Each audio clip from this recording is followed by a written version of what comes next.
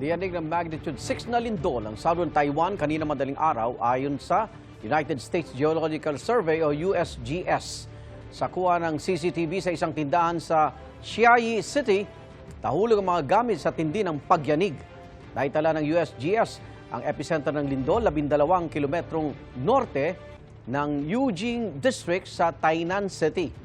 Nangyari ito ilang minuto makalipas ang hating gabi.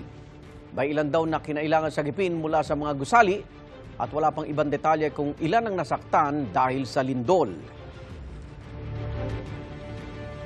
At kaugnay nga ng magnitude 6 na lindol sa Taiwan, mapanem natin si Marcy, isang Pinoy na factory worker sa Tainan City.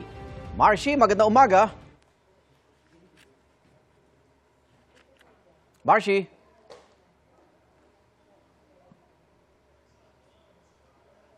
Magandang umaga, Marcy. Yes po, sir. Hello po. Good morning. Mangungumusta lang kami sa inyo dyan matapos itong lindol. Yes, sir. Okay lang po sa kami ngayon, sir, dito. Ikaw ba'y lumikas o yung may mga kasamahan ka bang inilikas? Nung paglindol po, sir, lahat po kami ay lumabas po kami ng aming pabrika po. Oo. And doon po kami lahat nagtipon-tipon po. Pakilarawan mo nga sa amin gaano kalakas ang lindol na naranasan nyo dyan, Marcy. Sir, super, nung that time talaga na naglindol, sir, grabe. Super lakas po. 6.5 po, sir. Dito Oo. po kasi tumama talaga mismo dito po sa Tainan po, yung lindol po talaga.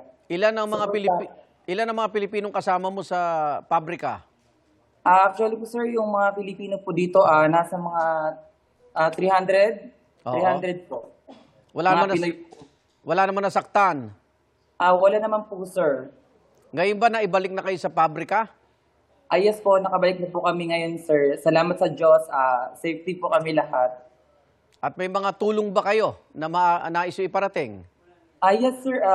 Lahat po ng government po dito nung after paglindol po, may ambulance po na naka-ready po dito sa labas po ng aming company.